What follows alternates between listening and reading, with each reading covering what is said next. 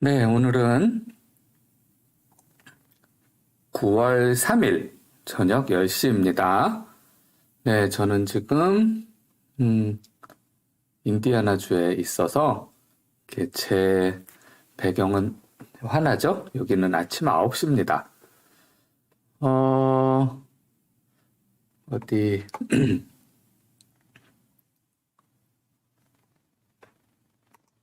저희 네이버 카페 제 상담방으로 글 올려주신 분 부상상추님, 미세유도암 고주파 시술 문의드립니다. 요 질문서부터 같이 보도록 하겠습니다.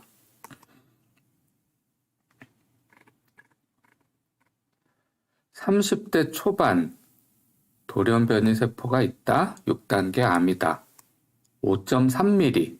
네, 미세유도암이네요. 수술이나 추적 관찰이 있다. 회사 동료가 고주파 시술을 받았다.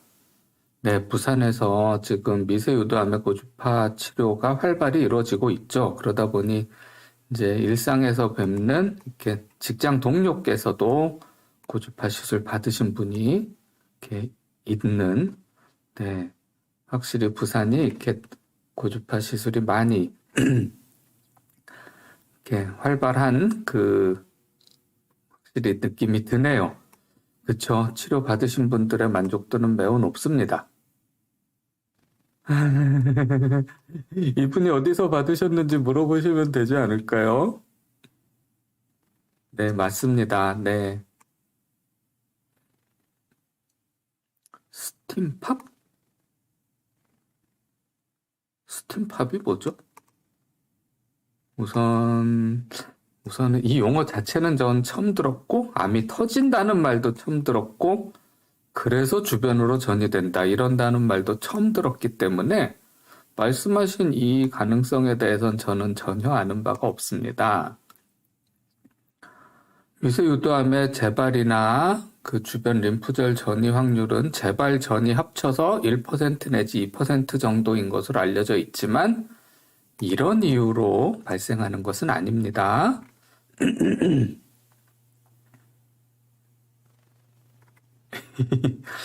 네, 이거는 이제 너무 많은 정보를 찾으시다가 저희 전문가들 입장에서는 전혀 고려하지 않는 이야기를 발견하신 것 같습니다.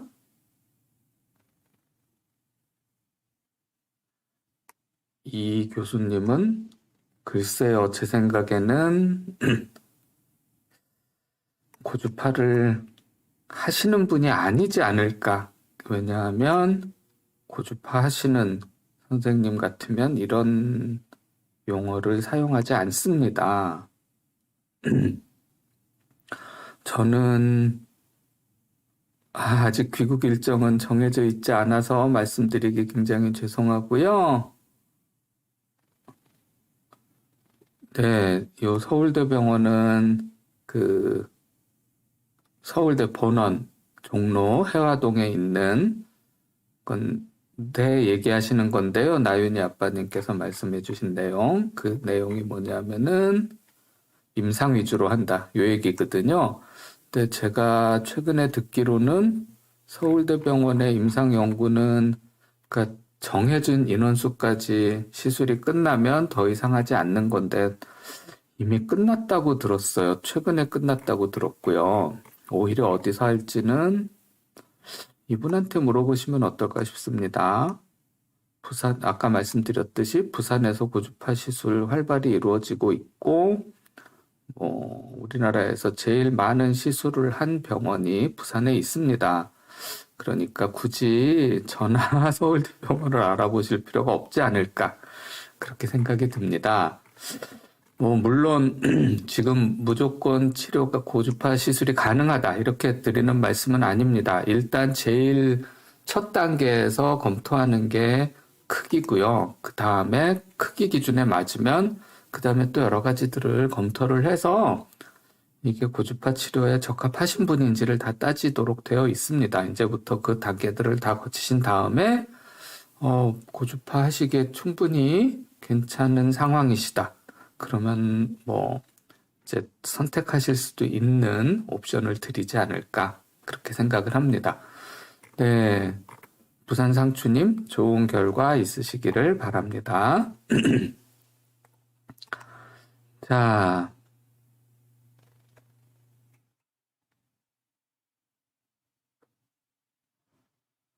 다른 방인데요. 갑상선암 진단 후 치료 방법이 알고 싶어요. 한번 들어가 보겠습니다. 6mm 정도 되는데 모양이 좋지 않다. 세친 검사에서 악성 의심 5단계. 네. 검사한 병원에서는 5단계지만 나중에 검사하면 거의 암으로 나온다. 네, 요 얘기에 대해서 잠깐 드리자면 여기 세침 조직 검사라고 표현하신 이게 우리가 알고 있는 주사기 바늘로 종양 조직에서 세포를 이렇게 빨아내는 거예요. 그래서 끌려 나온 세포를 현미경으로 보는 검사인데 이제 그 끌려 나온 세포의 모양을 보고 암일 확률이 얼마나 되는지 이렇게 판단을 합니다.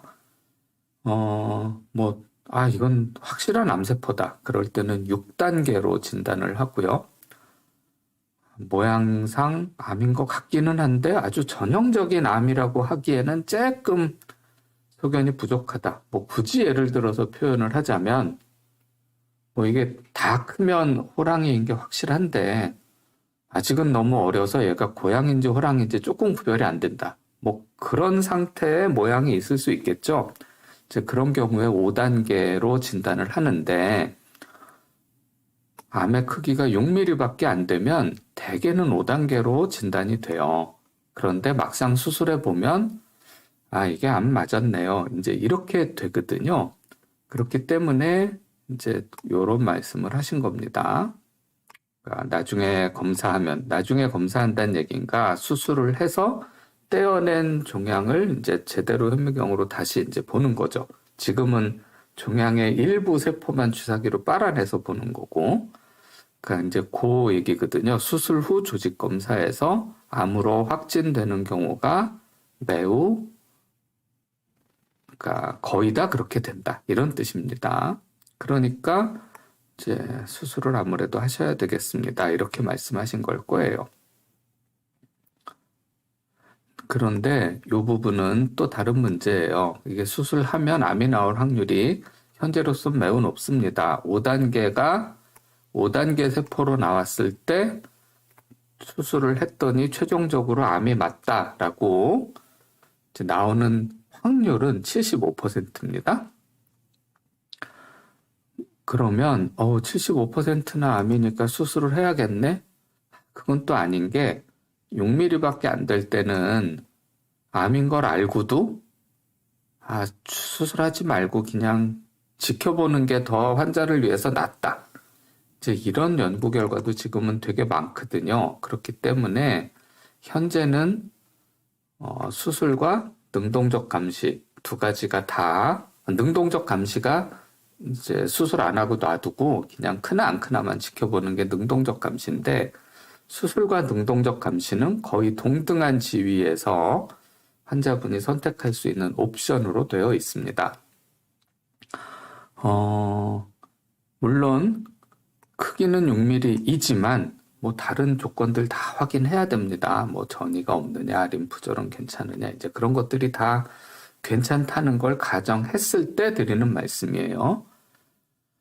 그래서 수술 외에 추적 관찰, 이게 조금 전에 말씀드렸던 능동적 감시고, 능동적 감시는 다시 말씀드리지만 현재 미세 유두암이고 저위험군인 경우에는 수술과 동등한 지위에 있는 치료 옵션입니다. 약물 치료는 없고요.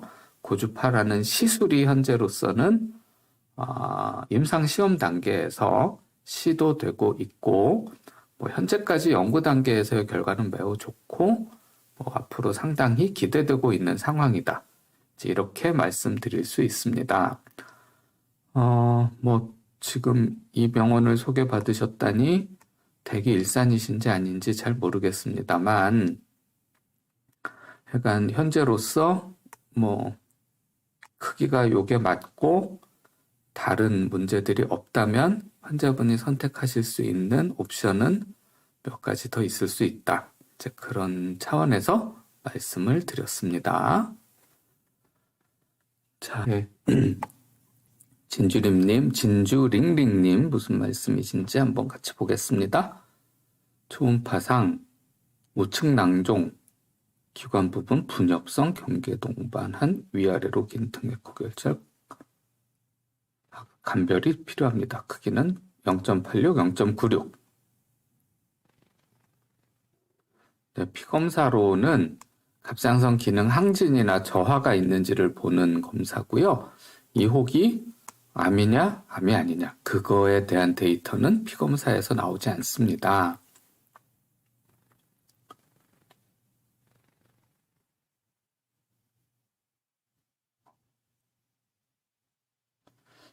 네, 5단계라는 말씀을 했고, 대학병원에서 초음파를 보신 거죠? 요 얘기는 크기만 보고 하신 이야기가 아니고요. 초음파 사진을 보면 어떤 모양의 혹인지를 알잖아요. 그 사진에서 보이는 혹의 모양을 보고 하신 말씀일 겁니다. 크기만 가지고 단계를 정하진 않거든요.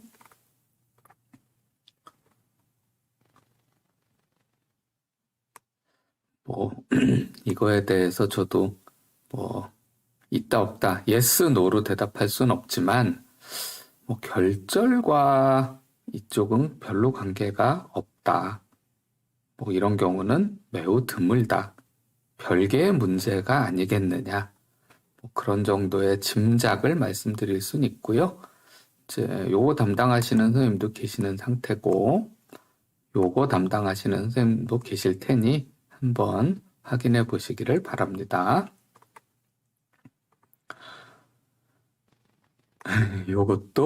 요거는 그러니까 체력이나 추위, 더위 이런 얘기는 결절과 관련이 있다기보다는 피검사 결과상 갑상선 기능에 문제가 있다. 그러면 있을 수도 있는 문제입니다. 그러다 보니 이쪽 병원에서는 초음파상 모양을 보고 세포 검사를 권고하신 것 같습니다. 그래서 지금 예약이 되어 있으신 상태죠. 그러면 예정대로 이쪽 병원의 권고대로 하시는 게 현재로선 제일 안전하지 않겠느냐, 그런 생각이 듭니다.